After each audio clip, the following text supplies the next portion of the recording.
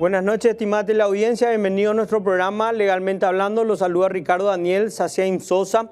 Como pudieron ver en el programa del domingo pasado, estábamos con un invitado de lujo, el profesor doctor Carlos Gustavo González Morel, más conocido como el doctor Choquita, para todos los que estamos en el mundo del derecho. Y estaba tan interesante que decidimos seguir el programa ya en diferido, grabando realmente hoy. Pido disculpas por eso, pero para no cortar el hilo y hablar de una institución tan importante como es Derecho UNA.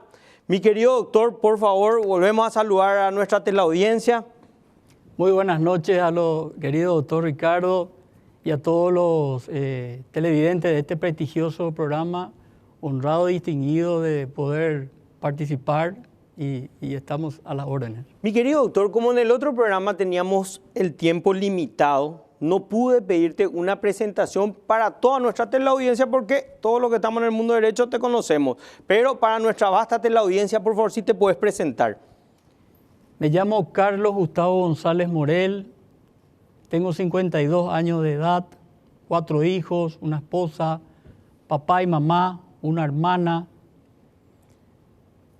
Terminé mis estudios secundarios en el Colegio de San José en el año 91. Egresé de la Universidad Nacional de Asunción en el 97. En el 98 terminé la carrera de notariado.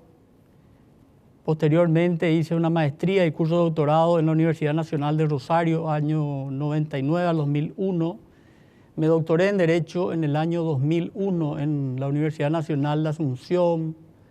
Hemos hecho una especialización en Derecho Procesal en Salamanca y conjuntamente con el doctor Víctor Ríos Ojeda, ministro de Corte y rector de la Universidad Nacional de Pilar, tuvimos la bendición de defender nuestro postdoctorado en Bolonia de manera presencial.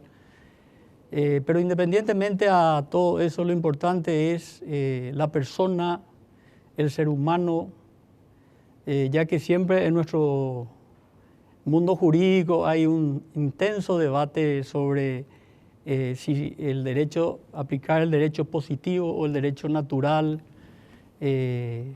Y quienes están aferrados al derecho positivo siempre dicen dura lex seca lex.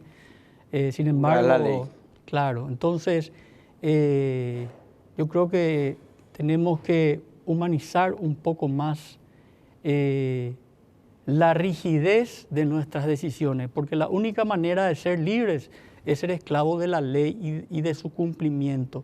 Pero para ello tenemos que escuchar más y conectarnos más con la sociedad. ¿Por qué jueces de antes eran grandes señores y por qué hoy no lo son? Mi única hermana es actualmente camarista, tiene un sinfín de expedientes, me consta de su honorabilidad, de su rectitud, pero sí me parece que hoy tenemos un índice de litigiosidad que quizás no sea consecuente con la cantidad de jueces o de temas que no deben ser justiciables, que están siendo sometidos a instancia del Poder Judicial.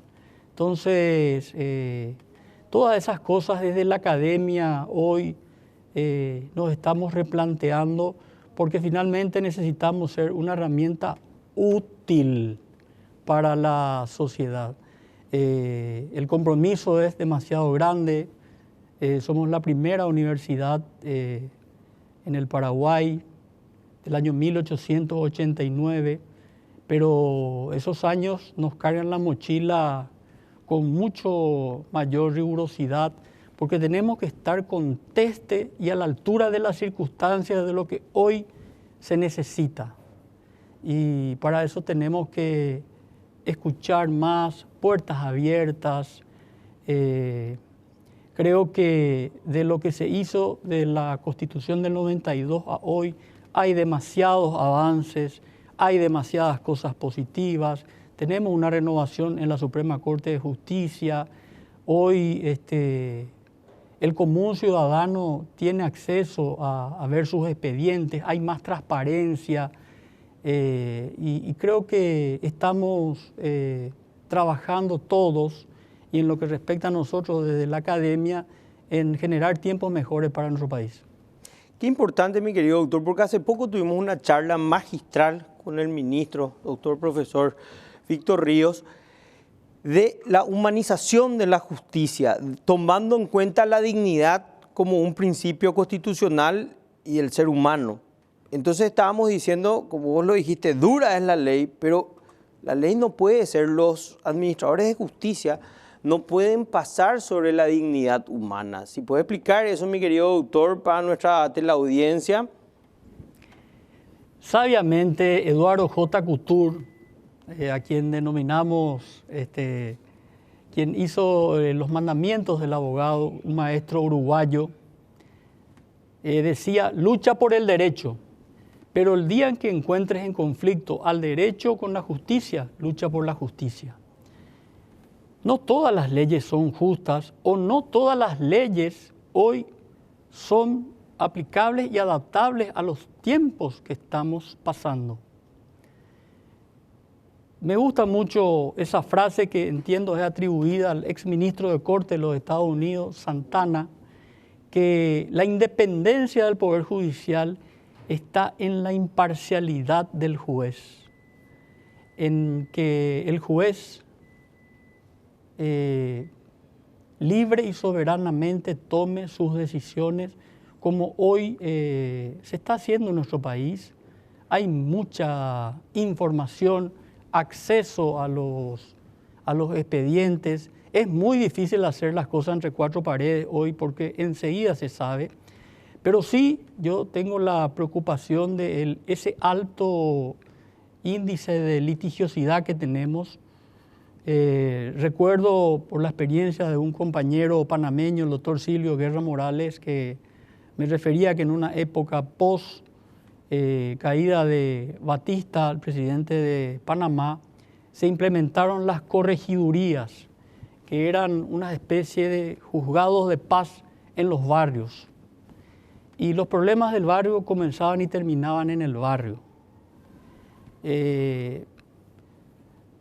La gente no gusta mucho de estos temas, pero a mí me gusta hacer estos análisis cual y cuantitativo. Hasta el año 89 teníamos 2 universidades y 17.000 maestros. Hoy tenemos 55 universidades y 95.000 maestros. De ninguna manera estoy diciendo que la educación de antes es mejor o no que la de hoy. Pero yo creo que en el mundo jurídico necesitamos bajar los índices de conflictividad. Primero en nuestras familias, después en la sociedad. Hay peleas que son absolutamente innecesarias. Es como que si buscamos con quién pelearnos, olvidamos los libros de Monseñor Juan Sinforiano Bogarín, Monseñor Saro Vera, de su sobrino el doctor Helio Vera y del doctor Ramiro Domínguez, que describen la idiosincrasia del paraguayo. Somos un pueblo valiente, aguerrido. Ahora solamente en el fútbol le acabamos de ganar a las 3 potencias más importantes de América. Y no puedo dejar de evocar el momento de gran unidad que hubo en la pre-guerra del Chaco, cuando fuimos a la guerra del Chaco con 1 millón de habitantes. Bolivia tenía 3.500.000. Bolivia tenía el apoyo de la ESO Standard Oil y el Paraguay había sido declarada nación no beligerante por la Liga de las Naciones, que hoy es las Naciones Unidas, ¿verdad? Entonces, estando en el Chaco paraguayo nos enteramos que hemos pasado mucho más del territorio boliviano en la guerra. Entonces, yo creo que hoy se debe tener un poquitito más en cuenta a la academia en las decisiones que tengan alguna repercusión en las leyes, ¿verdad? Porque nos pasamos criticando quiénes son nuestros representantes, ¿verdad? Pero no miramos el texto constitucional, que solamente el Poder Judicial es el poder élite que requiere título para acceder al mismo. Nuestra Constitución es muy buena, pregona principios y garantías que son fundamentales, y soy un convencido de que no pasa por cambiar leyes, sino por hombres buenos. Es lo que nos hace falta. Mi querido doctor, ¿qué características va a tener tu administración al frente de Derecho UNA? La impronta de la juventud, la impronta de tener la capacidad de diálogo con todos, porque yo respeto mucho a quienes hacen una especie de juicio de valor sobre la sabiduría en el sentido de una suma de cartones. Para mí, sabio es quien tiene la capacidad de escucharle al otro, aunque piense diferente, y sabio es quien tiene la capacidad de conectarse con los sonidos y los secretos de la naturaleza. Cuando al gran genio del mundo, Leonardo da Vinci, cuyo nombre lleva el aeropuerto de Roma, consultaron cómo hizo para descubrir tantas cosas, él dijo: no, lo que yo hice es conectarme a la naturaleza, y ahí están los secretos. ¿Por qué al final del camino mamá tenía razón? ¿Por qué la abuela tenía razón?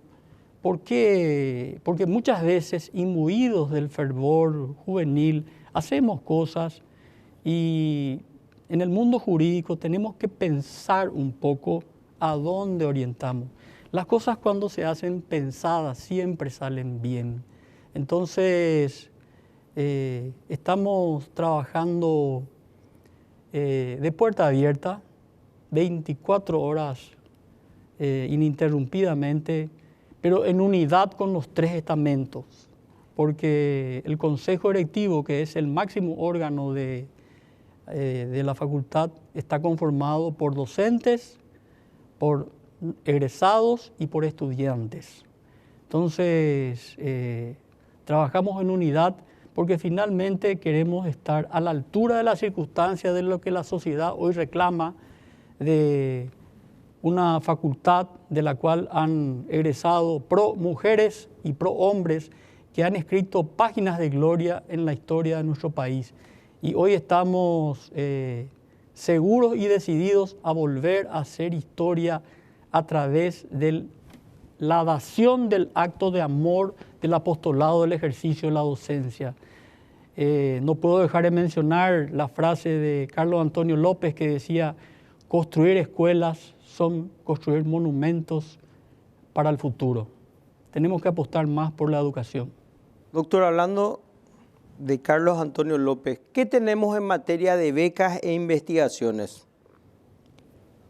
Muchísimo, muchísimo. Tenemos en posgrado ahora un convenio recientemente suscrito con la Universidad de Salamanca que tendrá unos beneficios impensables para los estudiantes y para los docentes, y así con muchas universidades del exterior, porque existe una dirección de consultorio jurídico. No, el nombre no recuerdo en este momento, pero está al frente la profesora doctora, movilidad estudiantil, perdón. Movilidad estudiantil. Está la profesora doctora Inés Martínez Balinotti, ex embajadora de carrera, y hoy tenemos alumnos de universidades del exterior que están cursando con nosotros y o viceversa, y también eso se está dando con los docentes. Tenemos que tener mayor capacidad de diálogo, pero sí bajar los índices de conflictividad. Necesitamos pacificar las cosas para que los mejores tiempos estén por venir. Excelente, mi querido doctor. Mi querido doctor, si podemos darle un mensaje a los jóvenes que están en Derecho UNA, ¿cuál sería? Que nos respeten en la medida que le inspiremos respeto. Que nuestra carrera es hermosa, porque cada uno de nosotros, cuando elegimos ser abogados, lo hicimos por luchar por un mundo mejor, por hacer justicia, para evitar que haya las inequidades. Y con el paso de los años, aparentemente, es como que se piensa de manera diferente. Yo en lo personal puedo decirles que Sigo creyendo en el derecho como un instrumento de redención social y un instrumento de hacer justicia, porque necesitamos acercarnos al ideal de justicia. Decía el profesor doctor Óscar Paciel Ocandia, primer presidente de la era de la Constitución del 92, que los abogados tenemos una diferencia en la H, honorarios o honor. Yo creo que tenemos que de vuelta recuperar el honor de ser servidores de la justicia a través de dar todo lo que podemos a nuestro amado Paraguay. Porque la verdad que muchas veces pensamos que le podemos quitar a nuestro país.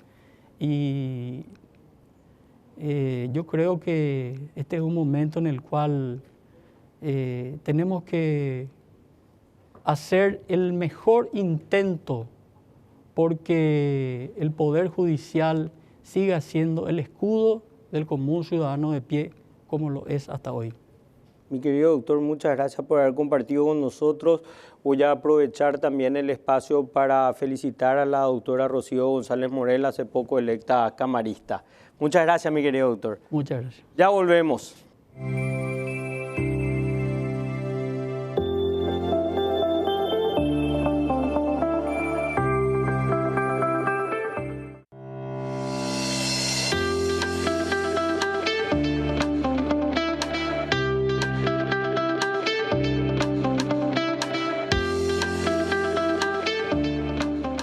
Seguimos nuestro programa Legalmente Hablando. Ahora contamos con la presencia del profesor doctor Joel Melgarejo. Buenas noches, estimado doctor, ¿cómo está usted?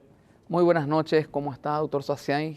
Un gusto de volver a tu programa luego de algún tiempo. El gusto es mío, mi querido doctor. La otra vez pasé ya una invitación cuando estábamos con el ministro Víctor Ríos ya en vivo, pues te llamamos 2 veces y creo que te fuiste tirando agenda, entonces ya la invitación fue un poco más agresiva.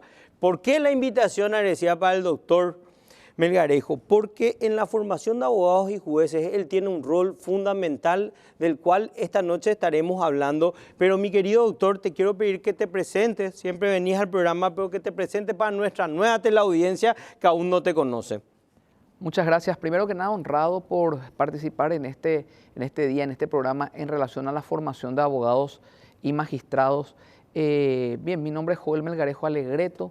Y bueno, soy abogado de la Universidad Nacional de Asunción, también escribano por esa casa de estudio, pero luego siendo funcionario judicial, ejercí la profesión 2 años y luego entré como funcionario judicial, relator de corte, y me vi en la necesidad de verificar de que una forma de seguir la carrera judicial era capacitándome.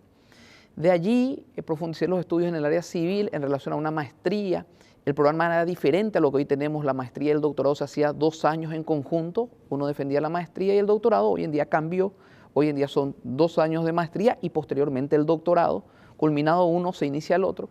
Yo soy de aquella época donde eran 2 en 1, se defendía la maestría, posteriormente el doctorado. No satisfecho con eso, fui a buscar nuevos vientos y nuevos maestros en la Universidad Nacional de Rosario en el extranjero. Tengo otra maestría allí, luego volví.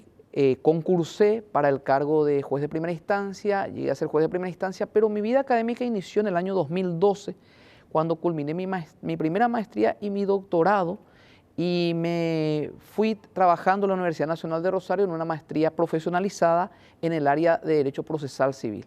Luego de allí empecé a trabajar en la docencia, como en una forma casi de menor a mayor, y hoy en día, luego de la magistratura, que es mi actividad principal, la docencia universitaria y formación de abogados y magistrados es mi segunda actividad.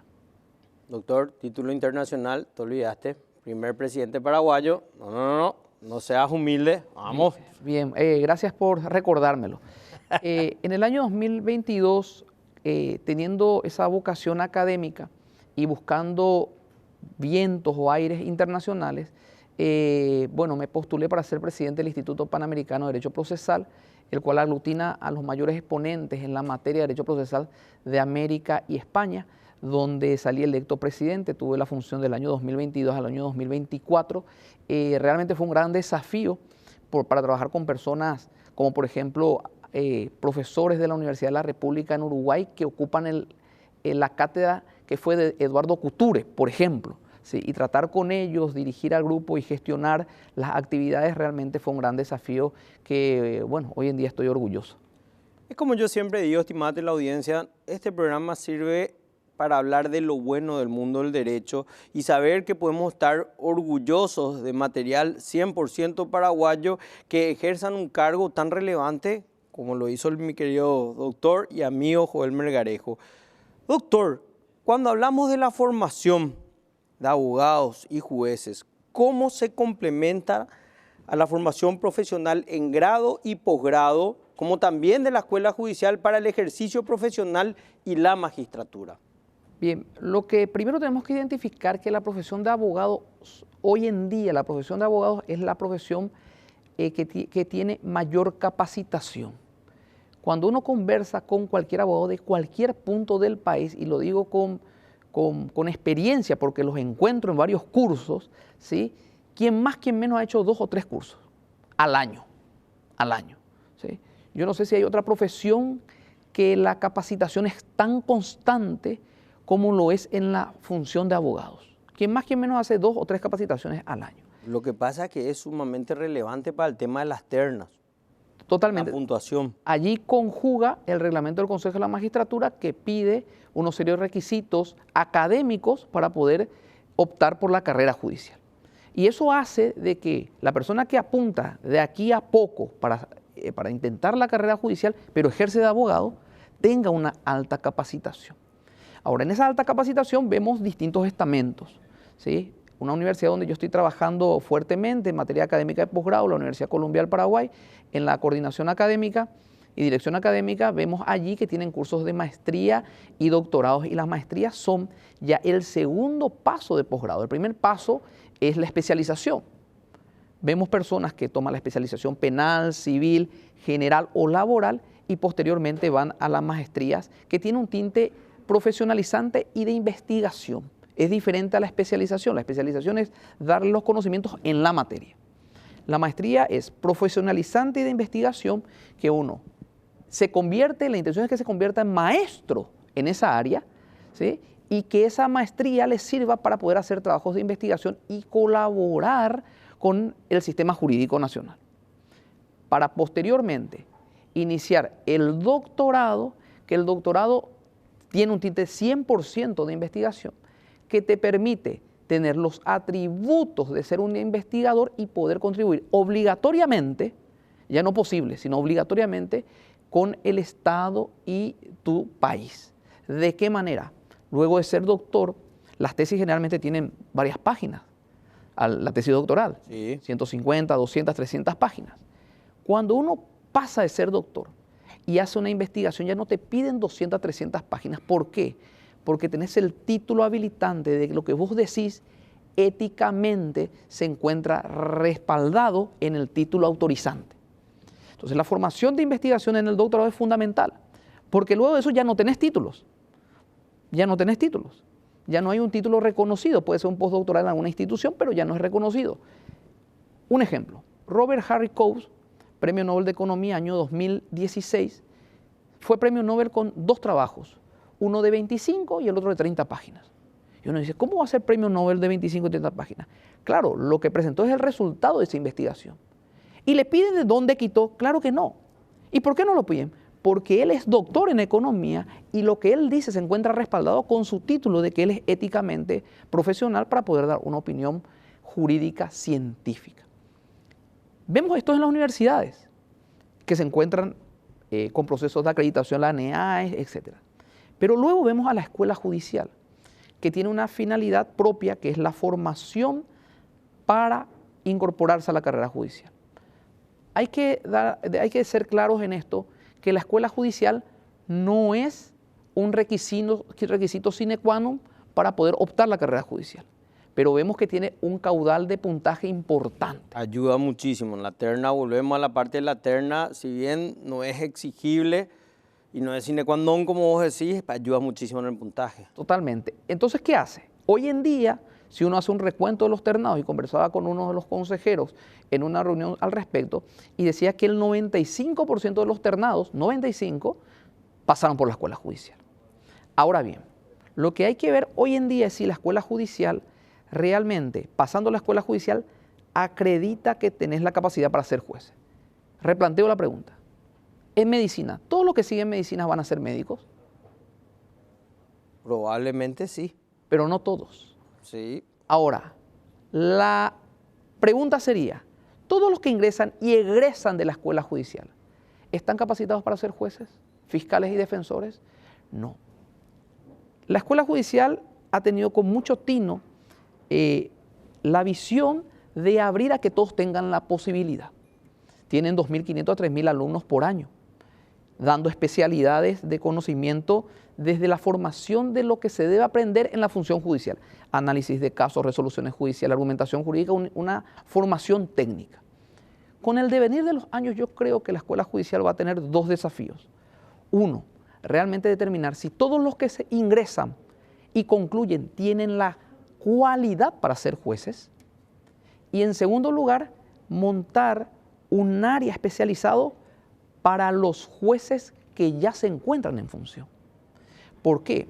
Porque cuando uno hace la escuela judicial, se encuentra cuando sos docente, con el alumno que terminó en grado, con el litigante que litiga hace 20 años, y te encontrás también con el juez que está en cargo, ¿sí?, o que quiera ascender. Vemos allí que los temas no pueden ser uniformes. Los que están en función necesitan otro tipo de capacitación. Es lo que diría en la Universidad Austral de Buenos Aires ellos tienen una maestría en función judicial, maestría en magistratura judicial, le llaman. Y está dirigido directamente para el juez, en función, para mejorar. Un segundo problema que tendríamos de aquí a poco, y le agradezco que me haya invitado habiendo tantos formadores en ámbito de posgrado y siendo docentes en la escuela judicial, y me ha citado este programa, el problema va a ser quién sigue capacitando a los capacitadores. ¿Quién sigue capacitando a los capacitadores? Buenísima pregunta. Claro, porque nosotros somos finitos y productos de lo que venimos viendo en la academia, lo que creemos que sería bueno y oportuno, estamos en función, pero ¿quién nos da la impronta de los nuevos tiempos? ¿Qué institución se encarga de realmente, bueno, aquí necesitamos las condiciones de inteligencia artificial, aquí nos dan las condiciones del trato con personas vulnerables, aquí, ¿quién capacita a los capacitadores? Claro, los nuevos tiempos y los programas en grado. Totalmente, porque el afán de transmitir información luego va quedando en el tiempo, en el ímpetu y la cantidad de lugares donde uno puede llegar a ir. Y uno necesita formar a futuros formadores. ¿Sí? Entonces, podríamos decir que tanto las universidades como también la escuela judicial puntualmente tendrían desafíos. Primero, capacitación específica para jueces en función o jueces que quieran ascender.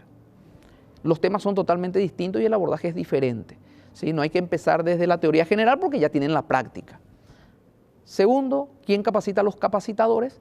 Y tercero, la gran pregunta, si el 100% de los postulantes de aquí a poco para un cargo judicial pasó por la escuela judicial, si todos los egresados de la escuela judicial pueden llegar a ser jueces. Totalmente. Totalmente, mi querido doctor. Doctor, y en la parte de las ofertas académicas de posgrado, ¿qué se busca? O sea, ¿hacia dónde vamos? ¿Cuál es la orientación? ¿Cuál es el norte? Bien, legítimamente uno puede observar muchas ofertas académicas. Vemos que hay ofertas académicas en penal, procesal penal, civil, procesal civil, pocas en laboral. Maestría en Derecho Laboral, pocas. Maestrías en niñez, pocas, ¿sí? Que son con énfasis. Pero podemos ver aquí que el alumnado busca, porque tenemos un alumnado que es padre o madre de familia, que trabaja, ¿sí?, y estudia a la par. Es muy meritorio lo que hacen. Y debemos entender que en el Paraguay el estudio es una inversión, es como un negocio. Estás invirtiendo en tu persona. en tu Es el mayor activo. Que es el mayor. Vemos que tu persona es el mayor activo que uno posee. Y en la profesión de abogado es el único activo. ¿Por qué? Porque la persona tiene dos factores. Uno, el mental, que es la capacidad que tiene, y otro es algo que queda en el tiempo que se llama el nombre. Porque la marca, ¿sí?, es Ricardo Saciani. La marca es Joel Melgarejo. El abogado o el juez invierte sobre su marca. Entonces, la capacitación profesional, ya sea especialización, maestría, doctorados y el conocimiento en la escuela judicial, también es potenciar el capital que uno tiene mentalmente, que es el capital humano que uno llega a dar, y potenciar su nombre. Pero algo que fue particular en una oportunidad, siendo docente de la escuela judicial en Caaguazú, uno se dirige siempre futuros magistrados al alumnado. ¿Por qué? Porque allí están escuela judicial para después entrar al concurso. Claro. No ha sido la única vez donde levanta la mano un colega abogado y dice, yo no estoy acá para ser magistrado. Entonces uno dice, ¿y para qué estás aquí? Dice, yo estoy aquí porque quiero conocer cómo piensan los magistrados. Ok, un abogado litigante, entonces, buscando expandir su conocimiento en cómo razonan los futuros administradores de justicia. Así mismo. Excelente, Entonces, magistral. claro, este entendió, Sí. este entendió el asunto. Pero la pregunta institucional sería, sí, yo soy docente nada más, no tengo otras funciones en el Consejo de la Magistratura, es preguntarnos si realmente es para eso también. Hay materias interesantísimas que propone la escuela judicial en la formación continua, de acuerdo a la especialidad. Por ejemplo, análisis de resoluciones. Análisis de resolución. Mi querido doctor, debemos ir a la pausa, pero Sí. ya volvemos.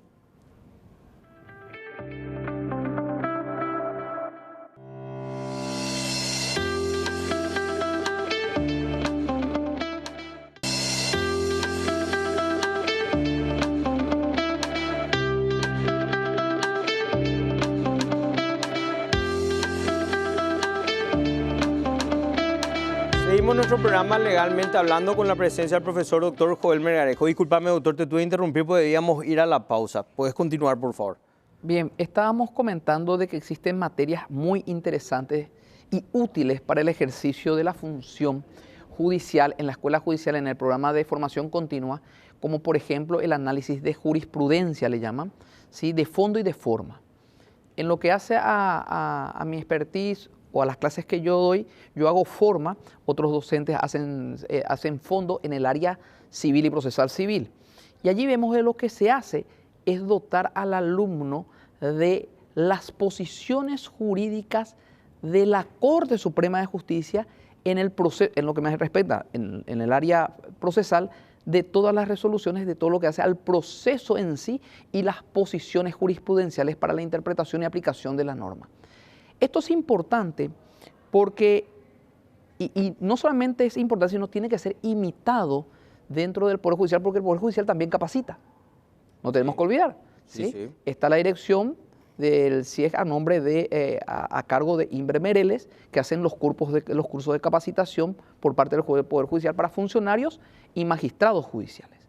Ahora, el análisis de resoluciones es trascendente, porque si bien las resoluciones de la Corte en el área civil no tienen una obligación de precedente, una obligación obligatoria, pero estamos hablando que marca el camino de cómo aplicar, ¿sí?, la normativa y valorar la prueba en distintos casos. Y vemos aquí que en una universidad el doctor Alberto Martínez Simón dictó un curso de análisis jurisprudencial hace un par de meses y el curso fue extraordinario. Yo me inscribí, fue extraordinario, porque él desarrolló en instituciones, por ejemplo, usucapión, reivindicación y unión de hecho la posición de la Corte desde el punto de vista de sus colegas de sala. Partiendo de estas resoluciones, uno puede saber exactamente cuándo es procedente y cuándo no en los requisitos que la ley misma te da y cómo probarlo y valorar las pruebas. Esto es importante y trascendente, no solamente en la escuela judicial que se dé en cursos, sino que en cursos de universidades, sino también por el propio Poder Judicial, las circunscripciones judiciales, porque al fin y al cabo, cuando uno dice cuáles son las fuentes del derecho, está también la jurisprudencia y uno tiene que tener en cuenta lo que es la jurisprudencia, los efectos de poder resolver. Y también, hay que ser sincero, si uno es miembro del Tribunal de Apelaciones, te va en el cómputo de tu concurso si te anulan por una mala interpretación, ¿sí? O si te revocan tantas resoluciones en lo que viene a ser tu gestión, ¿verdad? Un magistrado que tenga el 80% de sus resoluciones revocadas tendría algún problemita para poder volver a ser confirmado en el cargo. Entonces es trascendente este tipo de visión de ver lo que se necesita como insumo en la función que uno ejerce desde la función de magistrado.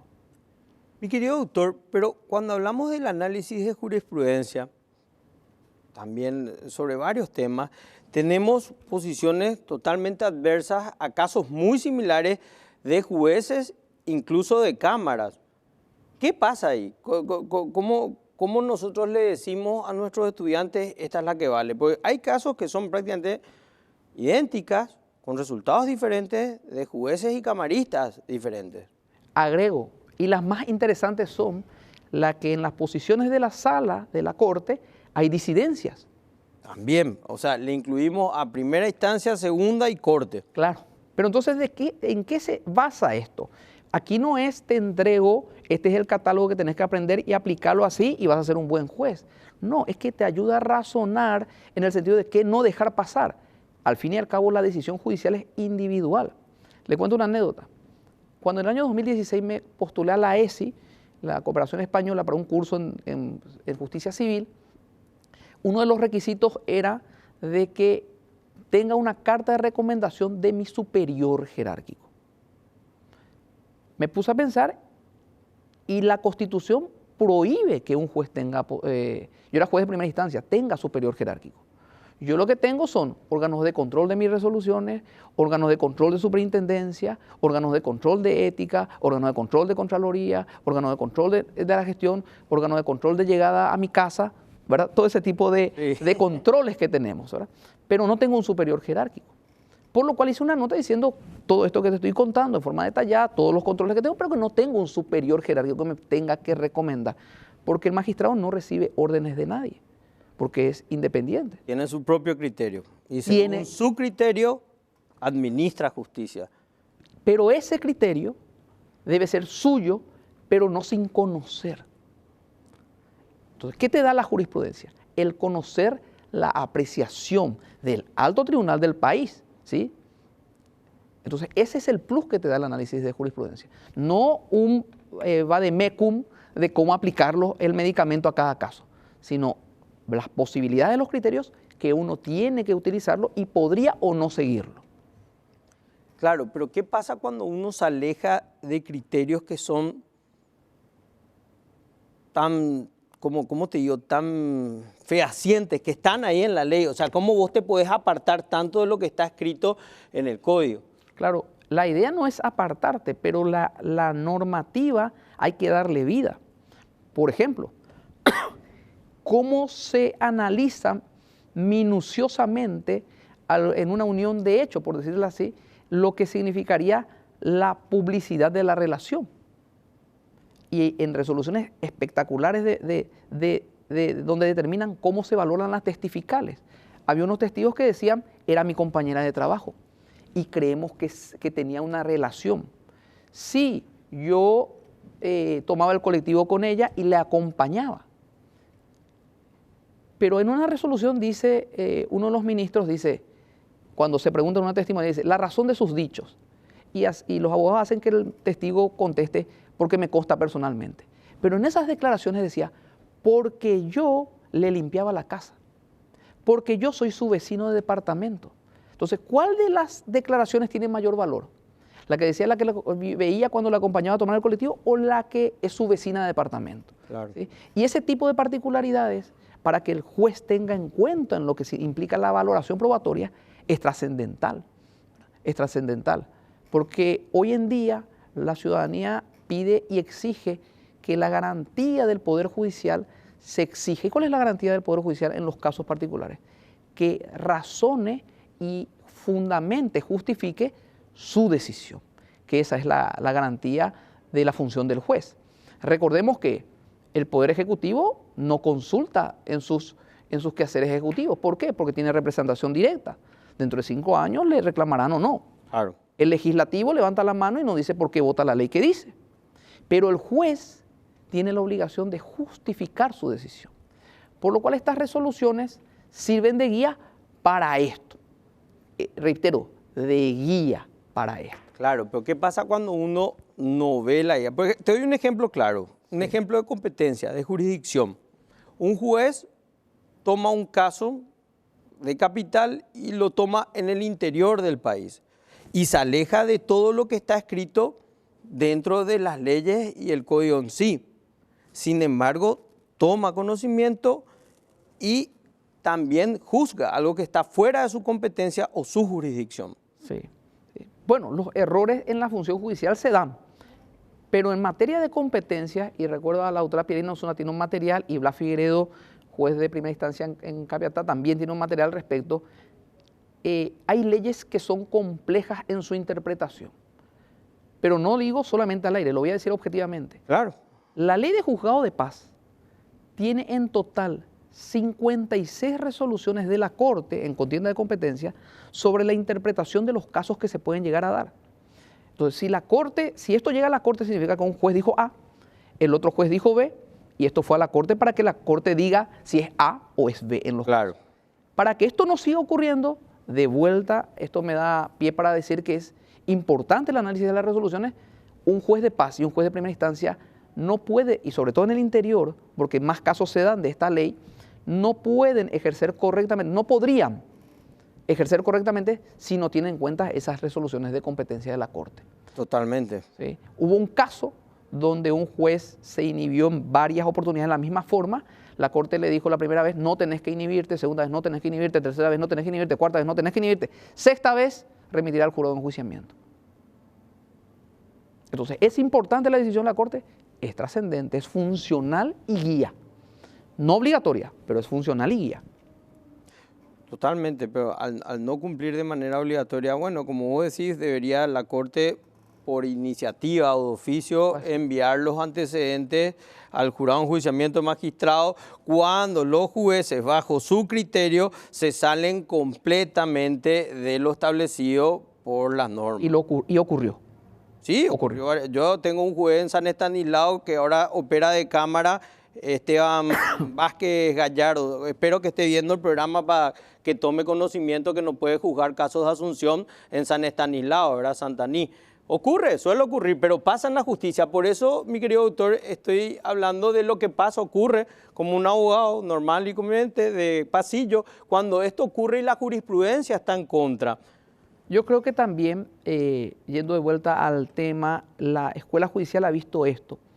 Y vemos que el 60-65% de los docentes en la escuela judicial, sobre todo en estos casos, en estas materias de argumentación, análisis de jurisprudencia, valoración de la prueba, son jueces o ex jueces los que toman esta materia, porque no hay que salirse de la realidad. También es un aprendizaje constante, porque yo decía, ¿quién capacita a los formadores? Estar en aula con los profesionales que quieren sumarse a la carrera judicial es súper nutritiva, porque te traen los casos justamente y te preguntan, pero ¿por qué esto es así? Pero esto yo no veo que sea así, lo que usted está diciendo, yo no veo lo que sea así. Entonces uno va trayéndole, va buscando como docente las resoluciones y varias resoluciones en el mismo sentido para que él se forme el día de mañana y que él sepa lo correcto, ¿sí? Sepa lo correcto.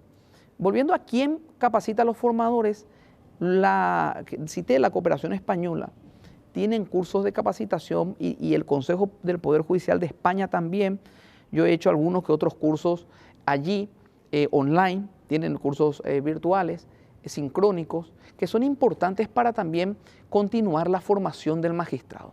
Pasa algo simpático que también, y no tanto también, cuando concursé para Cámara, tenía la siguiente situación. Yo desde el año 2013 me encuentro como formador en la Escuela Judicial. Sí. Y yo he formado en algunos cursos de diplomados y en varios cursos de diplomados.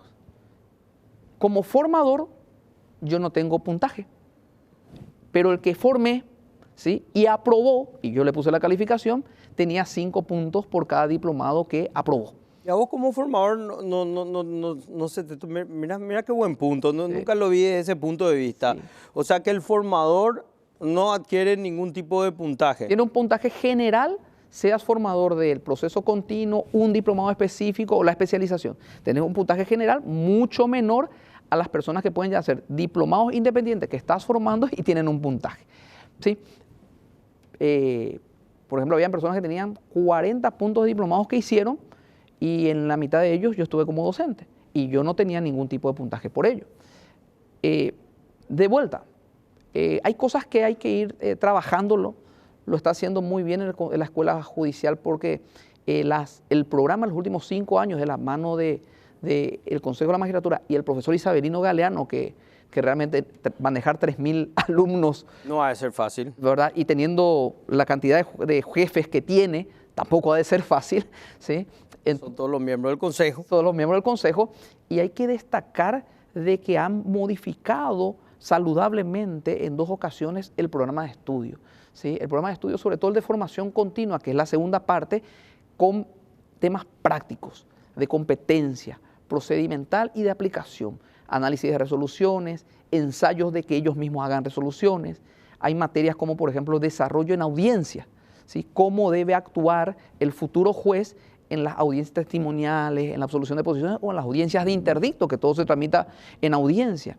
Esto hay que significarlo porque esto es muy útil. Esto es muy útil para la formación de los futuros jueces. Ahora sí, hace unas semanas conversábamos sobre la necesidad de hacer un curso específico para jueces en función, ¿sí? Para jueces en funciones. Bueno, para ello se está trabajando con el profesor Rodolfo Vigo y otros profesores que tienen experiencia en esto para poder hacer una malla y bueno, en su momento el Consejo de la Magistratura lo debatirá y veremos si eso podría ser posible como formación continua para jueces. Totalmente. Mi querido doctor, antes de pedirte un mensaje para nuestros formadores, para nuestros docentes, te quiero hacer una invitación ya para el curso de regulación de honorarios profesionales que tenés. Hay que inscribirse al curso, gente, y hay que pagar, pero para que nos des una introducción en algún otro programa sobre ese curso, porque es una de las cosas más importantes que van a tener todos los abogados litigantes. Por lo tanto, un tema fundamental. Ya te hago la invitación, mi querido doctor, para cuando puedas darnos una introducción y después, por supuesto, yo mismo inscribirme en el curso, pues es algo fundamental. Mi querido doctor, un mensaje para nuestros docentes.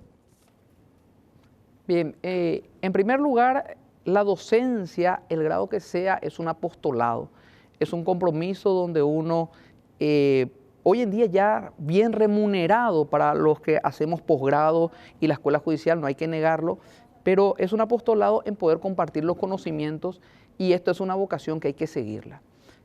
A mis hijos les digo que en los libros está el porvenir, el progreso.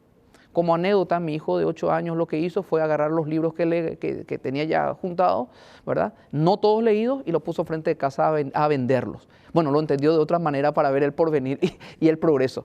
Pero, de vuelta, es otro ejemplo más que en la capacitación, en fortalecer esta empresa que es uno mismo y sobre todo el nombre, porque es lo único que queda y trasciende después de la muerte. Es el legado que queda después de la muerte.